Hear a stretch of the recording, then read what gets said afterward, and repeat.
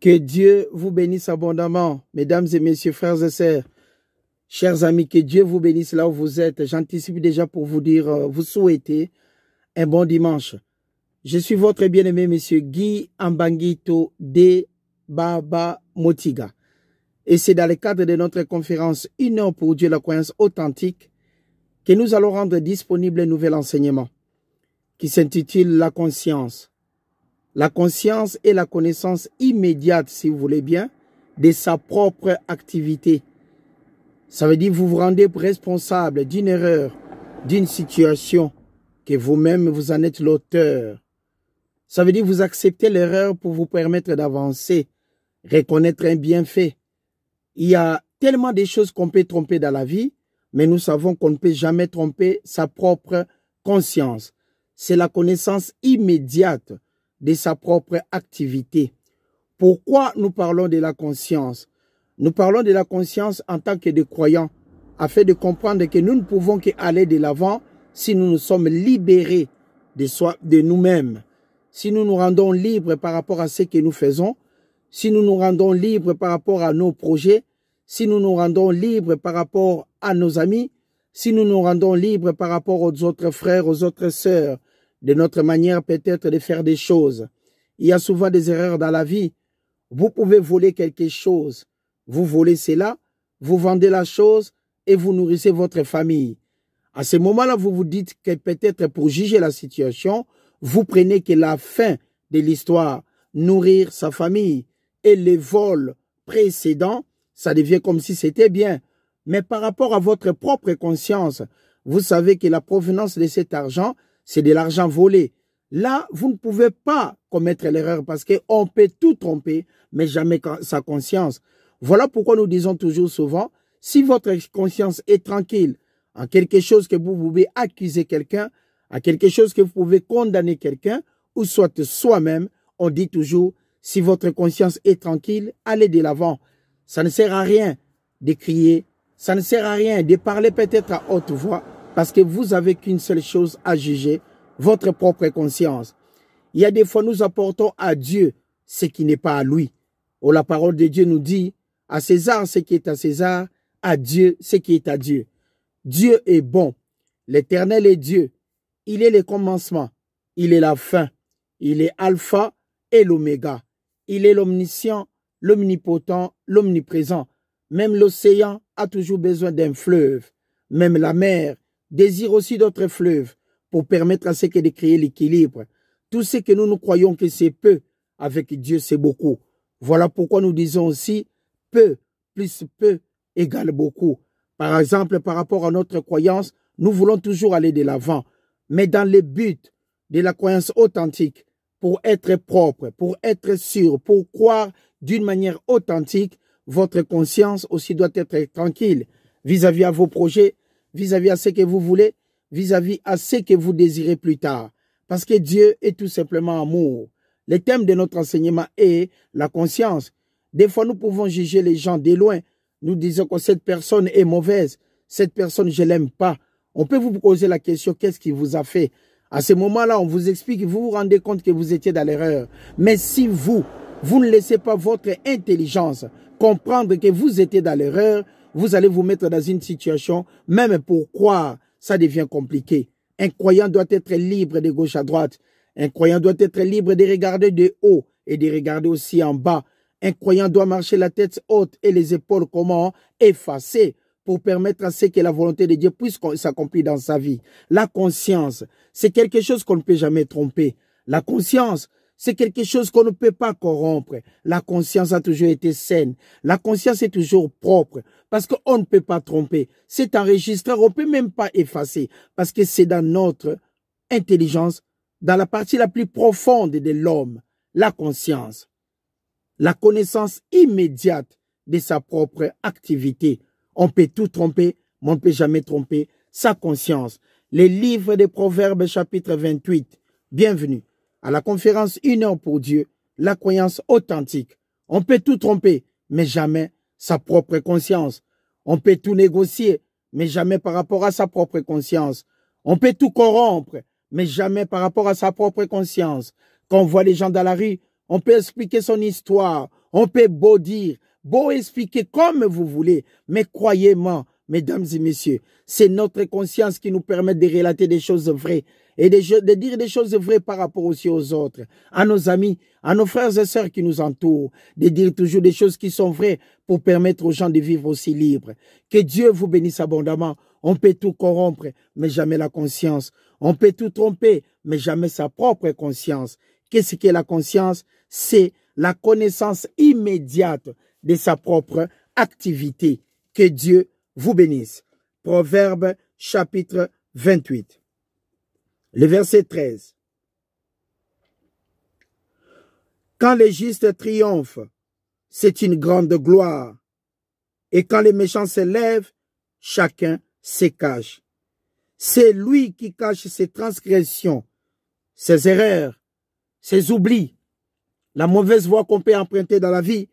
La parole de Dieu nous dit, c'est lui qui cache ses transgressions, c'est lui qui refuse de connaître ses erreurs, c'est lui qui refuse de reconnaître plutôt ses erreurs, c'est lui qui cache, c'est lui qui se met derrière sa propre conscience, croyant qu'avec le temps, il finira par corrompre sa conscience. C'est pratiquement impossible. Il y a des missions impossibles dans la vie. Il y en a aussi, on ne peut jamais corrompre sa conscience. C'est lui qui cache ses transgressions. C'est lui qui refuse de reconnaître ses erreurs. Or, la parole de Dieu nous dit, pour avancer, il y a quelque chose qu'il faut se débarrasser. C'est lui qui cache ses transgressions, ne prospère point. Prospérer, ça veut dire tout simplement aller de l'avant. Prospérer, ça veut dire tout simplement réussir. 3 Jean 2. Dieu dit dans sa parole, je souhaite que tu prospères à tous égards et sois en bonne santé, comme prospère l'état de ton âme. Papa nous dit que la prospérité fait partie de notre vie. Quand nous prospérons, Dieu est content. Quand nous prospérons, nos familles aussi sont contentes. Quand nous avons du travail, quand nous avons de l'argent, assumer nos responsabilités, c'est vraiment magnifique dans la vie. Dieu est béni parce que la volonté de Dieu est que tous les hommes soient sauvés et parviennent à la connaissance de la vérité. Et qu'est-ce que la vérité? La vérité n'est rien d'autre que la parole de Dieu de Genèse 1.1. En Apocalypse 22.21, on peut tout corrompre, mais jamais sa propre conscience. Et nous disons encore, la vérité n'est rien d'autre que la parole de Dieu de Genèse 1.1. En Apocalypse 22.21. Le sujet de la parole est Jésus-Christ. L'auteur de cette parole est Dieu. Dieu nous a créés à son image. Il nous a donné sa parole. Il nous a donné tout ce qui contribue à la vie et à la piété. Dieu nous a donné nos capacités, des forces, afin de nous permettre d'aller de l'avant. Parce que papa est tout simplement bon. Mais nous avons quelque chose en nous, l'intérieur de nous-mêmes. Au plus profond de nous-mêmes, nous avons notre conscience. Quand nous sommes libres dans notre propre conscience, nous sommes aussi libres de croire librement une croyance authentique, une croyance qu'on ne peut jamais négliger, une croyance qui peut flotter, une croyance qui nous permet d'aller de l'avant, que 1000 tombent à gauche, 10 000 à notre droite. Nous ne serons jamais atteints si les hommes nous condamnent, mais Dieu ne nous condamne pas. Pourquoi nous pouvons nous arrêter? Parce que Dieu ne nous a pas encore condamnés. Voilà pourquoi nous pouvons continuer d'aller de l'avant. Que 1000 tombent à gauche, 10 000 à ma droite. Même si mon oncle me condamne, j'irai toujours de l'avant. Parce que Dieu ne me condamne pas. Aussi longtemps que papa ne me condamne pas, aussi longtemps que ma conscience est tranquille, je peux aller de l'avant. La conscience, c'est la connaissance immédiate de sa propre activité. Parce que papa est tout simplement bon. Dieu n'a pas besoin d'avocat pour sa parole. Parce que cette parole se défend en elle-même. Elle est tellement complètement complète, absolument complète, que papa n'a pas besoin des avocats. Mais Dieu a besoin des ambassadeurs, les gens qui sont là pour enseigner sa parole. Papa a besoin des pasteurs pour paître les brebis. Papa a besoin des docteurs pour diviser droitement cette parole. Papa a besoin des évêques pour enseigner à cette génération. Papa a besoin de tous les hommes. Il a besoin des évangélistes pour enseigner la parole nuit et jour. Parce que Dieu est tout simplement amour. La conscience, savoir que la parole de Dieu en Christ en nous est notre victoire. Si notre propre conscience, c'est cela, nous ne sommes jamais faciles à arrêter. Nous sommes tout simplement des inarrêtables. Mais Dieu a dit que celui qui cache ses transgressions, celui qui n'accepte jamais ses erreurs, ne pourra jamais prospérer. Pourquoi la parole de Dieu peut nous dire ça? Que celui qui n'accepte pas ses erreurs ne peut pas prospérer. Parce que celui qui n'accepte pas ses erreurs ne peut pas avancer. Tu n'es pas libre dans ta propre conscience. Même quand tu rigoles, mais à ton intérieur, tu sais que tu n'es pas libre. Tu as une dette morale. Tu sais que tu n'es pas libre. Parce que tu ne peux pas marcher d'une manière honnête. Tu sais que ta croyance ne peut pas être authentique. Tu n'es pas libre. Ta conscience est chargée, surchargée, à tel point que tu ne peux pas flotter. Même dans l'eau, tu finiras par te noyer. Parce que la conscience n'est pas tranquille. Quand nous travaillons notre conscience et que la conscience est libre, nous pouvons marcher dans cette voie, la voie sainte de Papa, qui est aussi libre, qui est là pour notre propre, prospérité. C'est lui qui cache ses transgressions. C'est lui qui n'accepte pas ses erreurs. Ne pourra jamais prospérer. Mais regardons la suite de ces versets. C'est lui qui cache ses transgressions ne prospère point.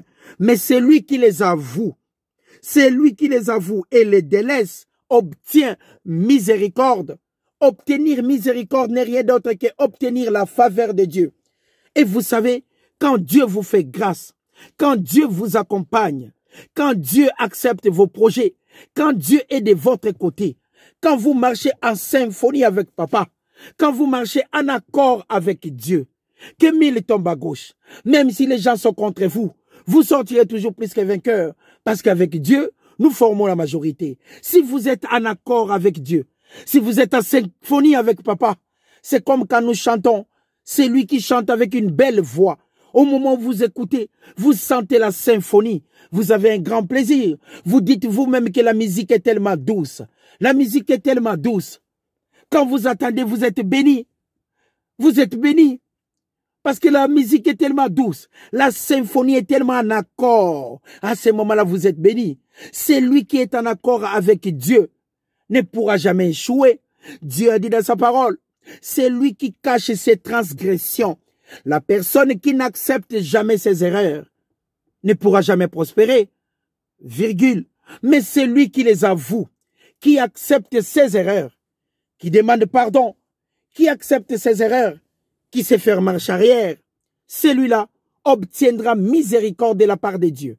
Obtenir miséricorde de la part de Dieu, ça veut dire obtenir des faveurs. La faveur de Dieu, que nous appelons la grâce de Dieu. Or, la bénédiction de l'Éternel, la bénédiction de l'Éternel est là que pour nous enrichir. Et il ne la fait suivre d'aucun chagrin. Quand vous êtes béni, vous serez toujours comment? Heureux. Vous serez enrichi sur tous les plans. Et Dieu garantit, il ne pourra jamais faire suivre de ça, des pleurs, des graissements des dents. On ne pourra jamais pleurer quand on est béni par Dieu. Mais c'est lui qui refuse de connaître, de reconnaître ses erreurs, ne pourra jamais prospérer. Pourquoi? Parce que sa conscience n'est pas tranquille. La conscience n'a pas besoin de témoins de la rue.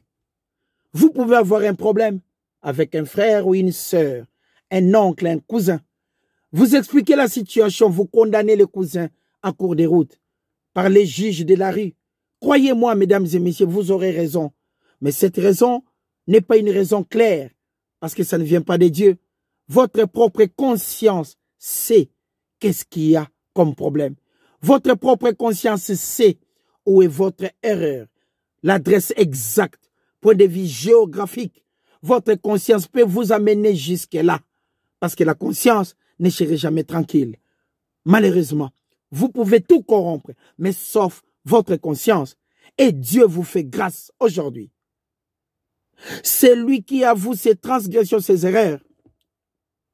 Qui avoue cela? Dieu lui fera grâce. C'est lui qui cache ses erreurs, qui refuse de reconnaître ses erreurs, ne pourra pas prospérer. Ce n'est pas Dieu qui souhaite que vous ne prospérez point. Non, ce n'est pas Dieu. C'est votre choix par rapport au point géographique de votre croyance. Si vous voulez avoir de l'eau et que vous demandez d'habiter au désert, votre désir est d'avoir de l'eau. Mais là où vous désirez habiter, peut-être, c'est rarement de trouver de l'eau. Mais si vous désirez de l'eau et vous voulez habiter tout près d'un fleuve, vous serez grandement béni.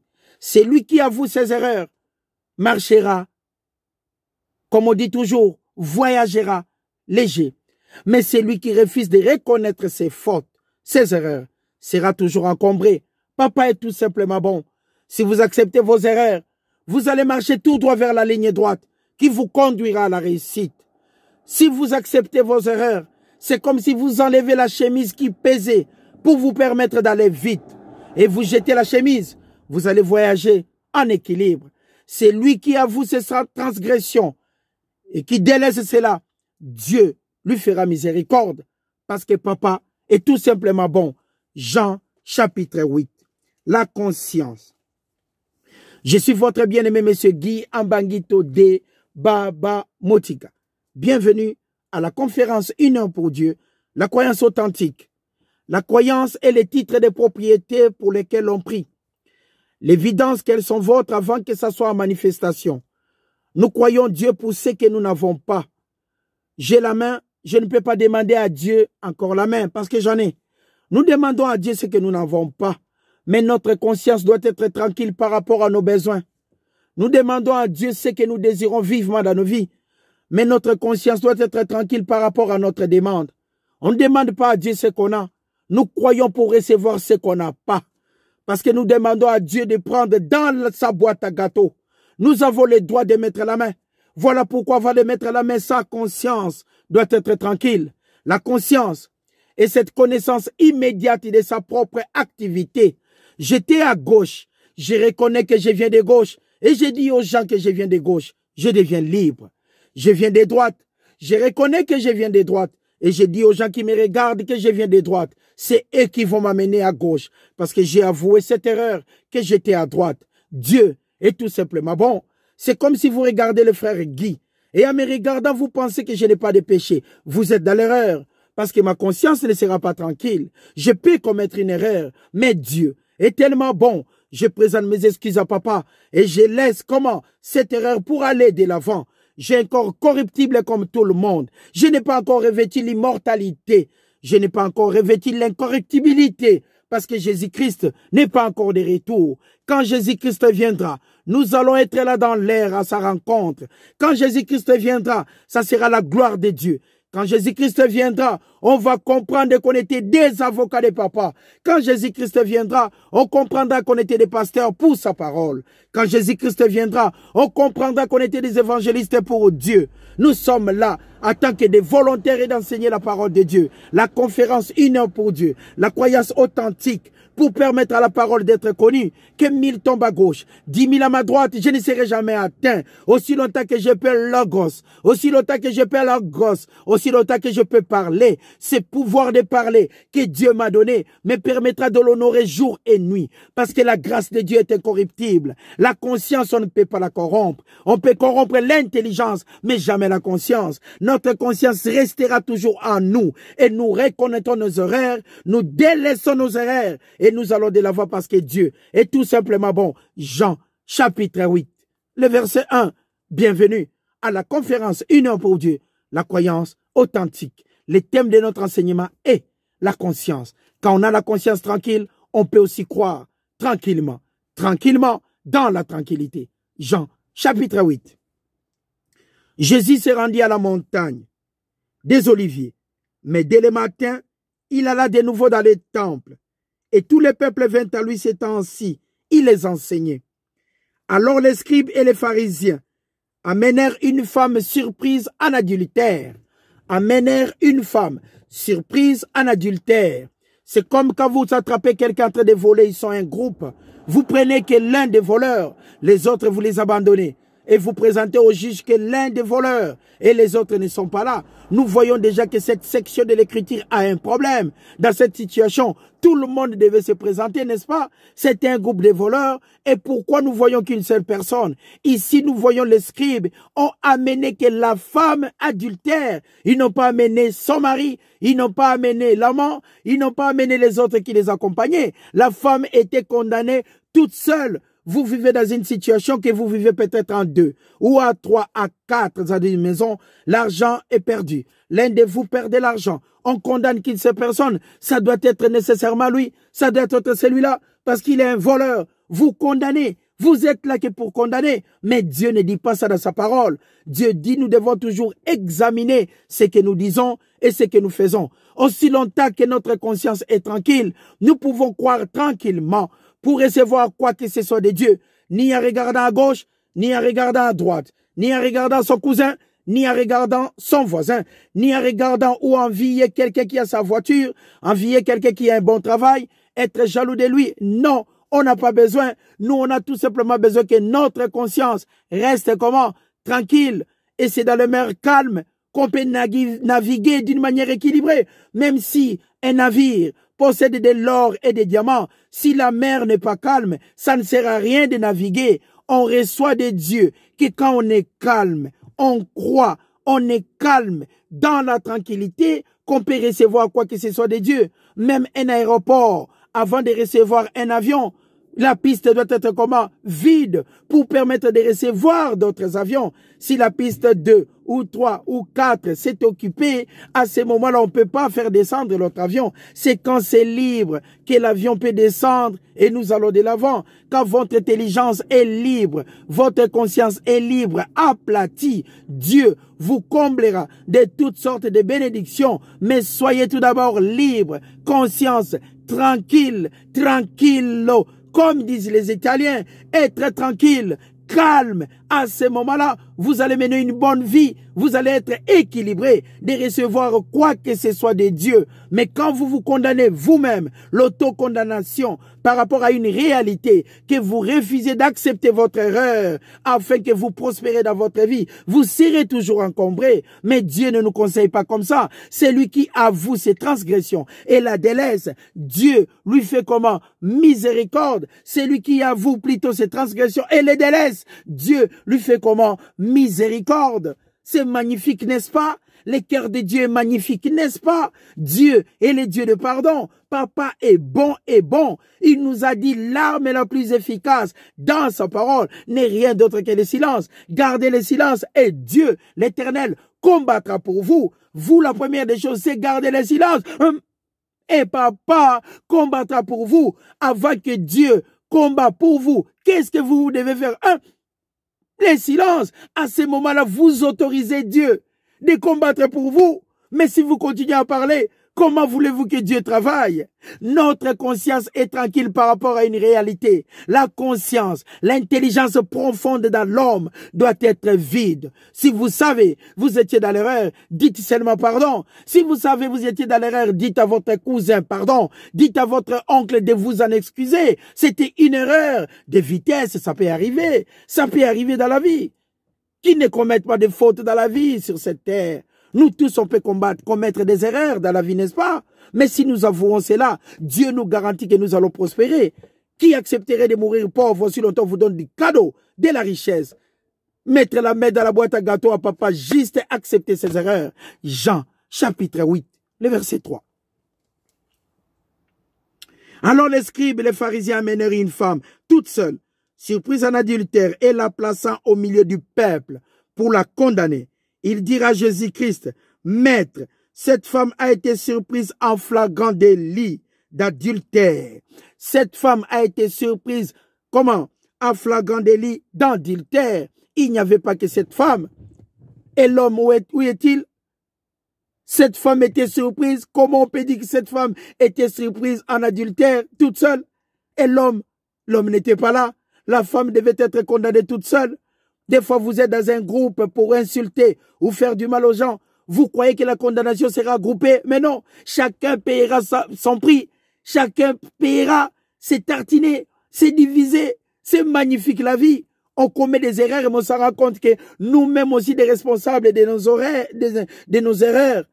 Mais maintenant, la parole de Dieu nous dit, c'est lui qui avoue ses transgressions, ses erreurs. Dieu lui fera miséricorde.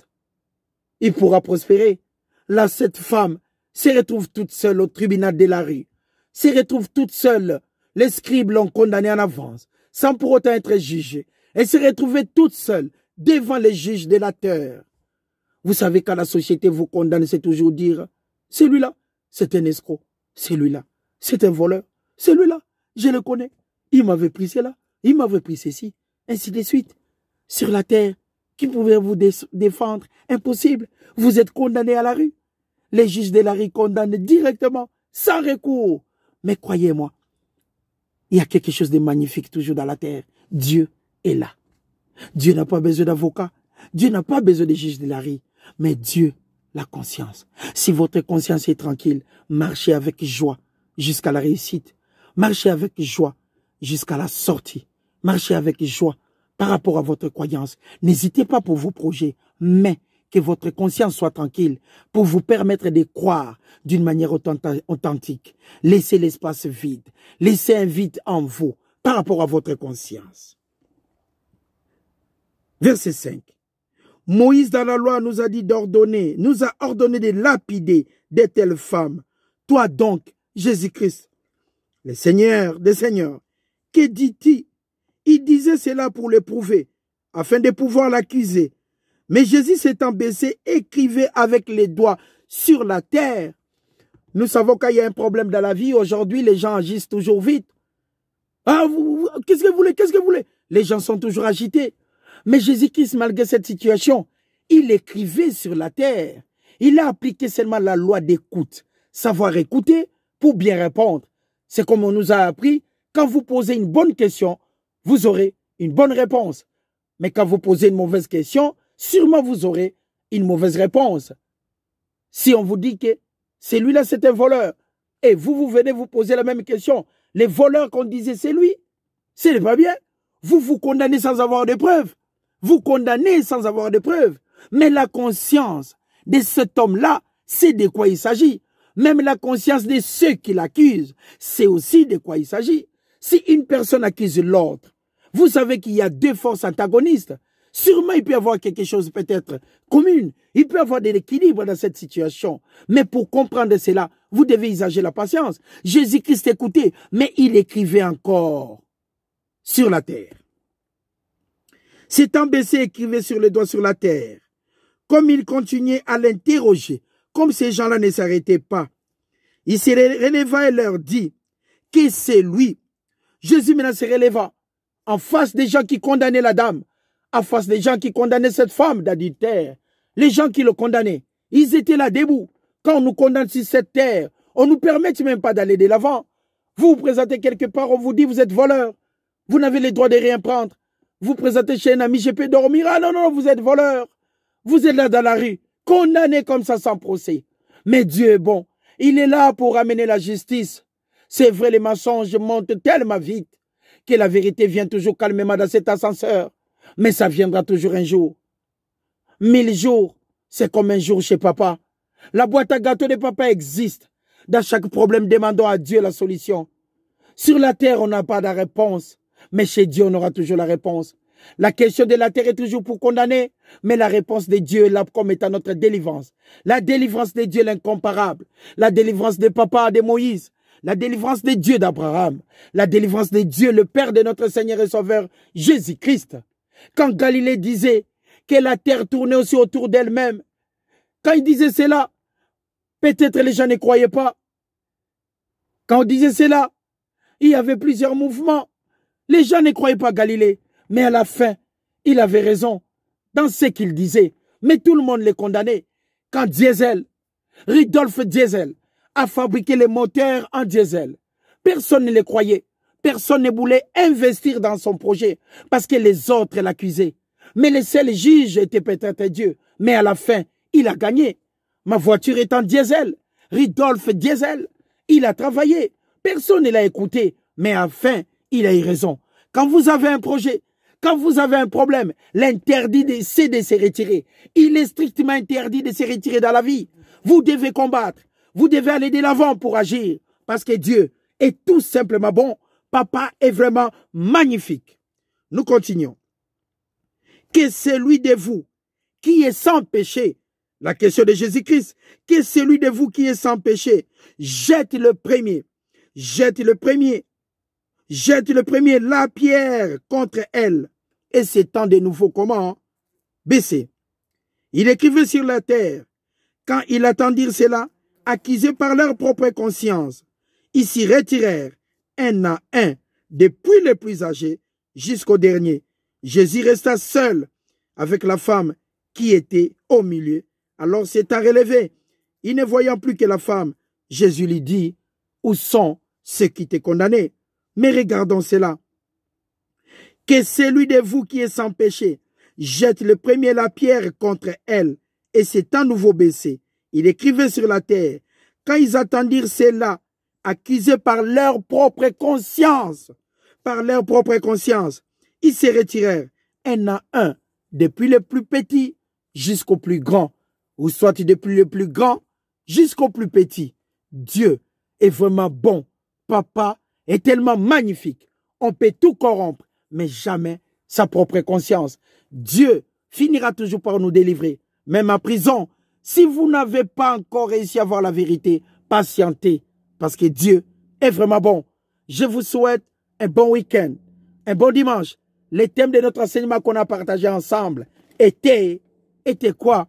La conscience. Si nous avons la conscience tranquille, nous pouvons planer, nous pouvons marcher sur l'eau en croyant la réalité de la parole de Dieu. Un bon dimanche avec joie et simplicité de cœur. Ici, j'ai même des abeilles. J'ai des guêpes parce que derrière moi, c'est la forêt. Mais on regarde toujours prudemment parce qu'une piqûre peut faire très très mal. Que Dieu vous bénisse abondamment. C'était là la conscience. La seule chose qu'on ne peut pas corrompre. La seule chose qu'on ne peut pas essayer de négocier. La conscience. Si vous avez la conscience tranquille, croyez Dieu. Il va aplanir votre sentier et vous allez sortir plus que vainqueur. Salutations à tous. Que Dieu vous bénisse abondamment. À Kinshasa, je salue plus particulièrement la famille Tandoula. À mon grand frère Claude, que Dieu te bénisse abondamment. J'ai réussi ce que tu m'avais dit. Je salue aussi ma grande sœur Yabèche aux États-Unis. Que Dieu te bénisse abondamment. C'était là la conscience. Si vous avez la conscience tranquille, continuez de marcher droit jusqu'à la réussite. Merci. Au revoir.